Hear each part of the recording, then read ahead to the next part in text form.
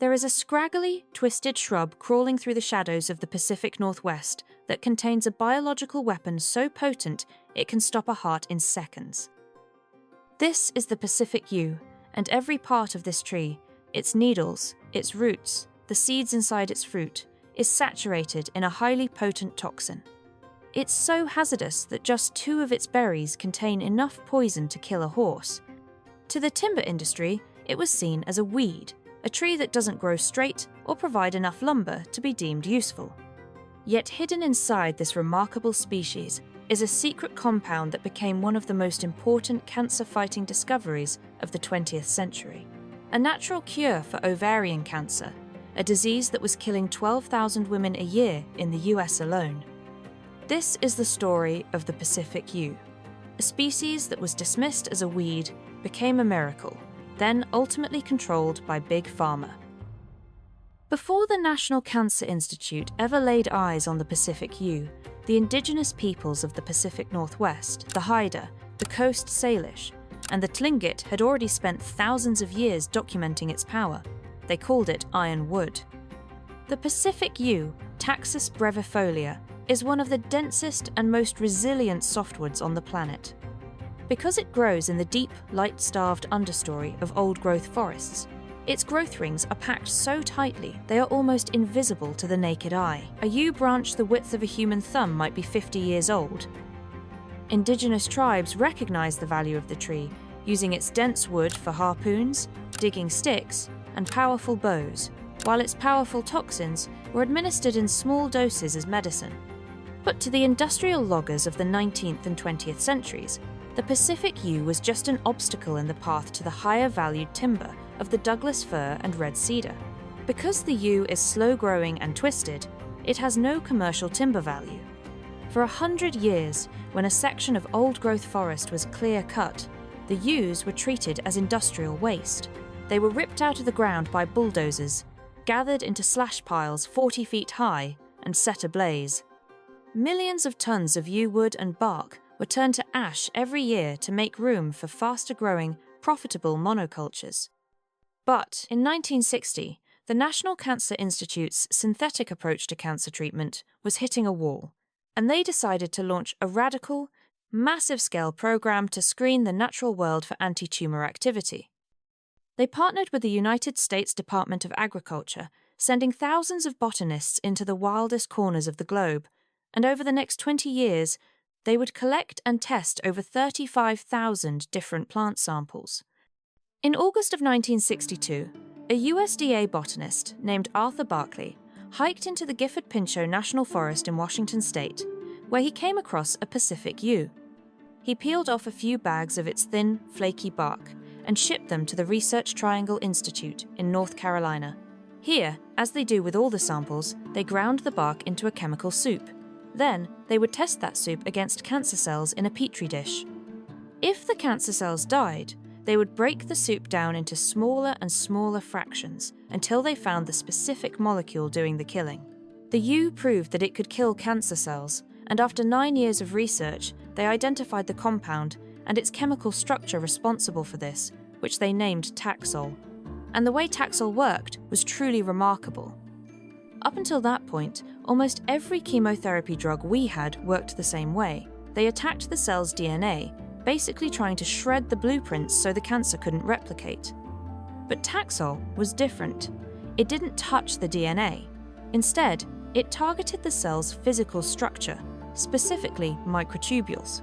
Taxol acts like superglue. The cell effectively gets paralyzed in the middle of trying to replicate. And because cancer cells are programmed to divide constantly, they can't function properly and begin to die. When the National Cancer Institute finally moved to clinical trials in the late 80s, the results were shocking. In early trials, they were treating women with advanced ovarian cancer, patients who had already gone through surgery and standard chemotherapy, whose tumors were still growing. These were cases where doctors had run out of options. But when they were started on Taxol, suddenly, those tumors started shrinking. In some cases, massive tumors were reduced by 50% or disappeared entirely. Oncologists started calling it the Lazarus effect because patients who were essentially on death's door were walking out of the hospital. it was the kind of breakthrough you rarely see in oncology. In the Phase 2 trials at Johns Hopkins, the response rate for advanced ovarian cancer, which had failed all other treatments, was 30%. In the world of terminal oncology, a 30% miracle rate for a group considered a lost cause was unheard of. The results were so dramatic that the FDA fast-tracked the drug, approving it for ovarian cancer in 1992 and breast cancer in 1994. Literally overnight, Taxol went from being a scientific curiosity to the most sought-after drug in the world. Every oncologist wanted it for their patients. It was a triumph for medical science. But there was one glaring problem that nobody had solved. The cancer-killing compound within the Pacific Yew existed in astoundingly small concentrations, just 0.01% of the bark's weight. To treat just one patient, you would need the bark from 10 fully grown Pacific Yew trees. The NCI quickly realized that although they had found a miracle drug, the world's entire population of this ancient species wouldn't be enough to sustain a single year of treatment. Suddenly, the trash tree that was being burnt by the ton just decades earlier was now more valuable than gold. The price of yew bark jumped from pennies to dollars per pound. The 1990s saw the eruption of a green gold rush, which turned the national forests of Oregon and Washington into a battlefield.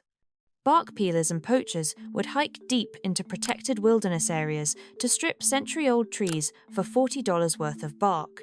The demand for Taxol was overwhelming the US Forestry Service, which was increasingly finding ghost groves, entire sections of forest where every yew stood white and naked, bleeding sap, and destined to die within the year. The Pacific Yew was being mined like a mineral, not harvested like a plant. And in 1992, the federal government was forced to intervene. Congress passed the Pacific Yew Act. It was a desperate attempt to regulate the harvest, requiring that every yew on federal land be pre-harvested before loggers were allowed to clear cut. But even with regulation, the math didn't work. The demand for Taxol for breast and lung cancer was projected to require the bark of 360,000 trees every year. And part of the problem here was due to how slowly these trees grow. A yew tree that is only 6 inches in diameter, basically the width of a dinner plate, could be over a century old. To reach the size where harvesting makes sense, you are looking at trees that have been standing since the signing of the Declaration of Independence. And the strain this put on the native population was immense. By the early 90s, the demand was so high that the USDA projected a total commercial extinction of the Pacific Yew by the year 2000. But the salvation of the Pacific Yew would eventually come from a cousin across the ocean, the European yew. The European yew is one of the longest living organisms in Europe, with some specimens in British churchyards estimated to be over 3,000 years old. It was the source of the English longbow, the weapon that changed medieval warfare. But, because it is highly toxic, it was traditionally planted in cemeteries to keep livestock from grazing on the graves, becoming known as the Tree of the Dead. It was researchers at the French Institute CNRS looking at this species that made a startling, game-changing discovery. They found that while the European yew didn't have much Taxol in its bark, its needles were packed with a precursor chemical called 10-deacetylbaccatin-3. This precursor was the skeleton of the Taxol molecule, the chassis without the wheels. And crucially, it was in the tree's needles. This changed the entire ethical equation. Harvesting bark is a death sentence. You strip the skin and cut off nutrient flow. But harvesting needles is a renewable process. It is the difference between killing a cow for a steak and shearing a sheep for its wool. Scientists took that renewable precursor and chemically attached a side chain in the lab to convert it into active Taxol, a process called semisynthesis. Overnight, the green gold rush in the Pacific Northwest ended. The poachers vanished and the chainsaws stopped. The Pacific Yew was no longer the primary source of the world's most important cancer drug. But as the ecological war ended, a new one began: the battle over who owned the cure. The discovery of Taxol was funded almost entirely by the American taxpayer. Between 1962 and 1990, the NCI spent an estimated $32 million on the research, collection, and clinical trials of Taxol. However, in 1991, the NCI signed an agreement with the pharmaceutical company Bristol Myers Squibb. In exchange for bringing the drug to market, BMS was given the exclusive right to the NCI's decades of data, as well as the exclusive right to sell the drug. Taxol was suddenly launched at a price of nearly $10,000 per course of treatment, and from 1991 to 2000, the company made over $9 billion in sales from Taxol alone.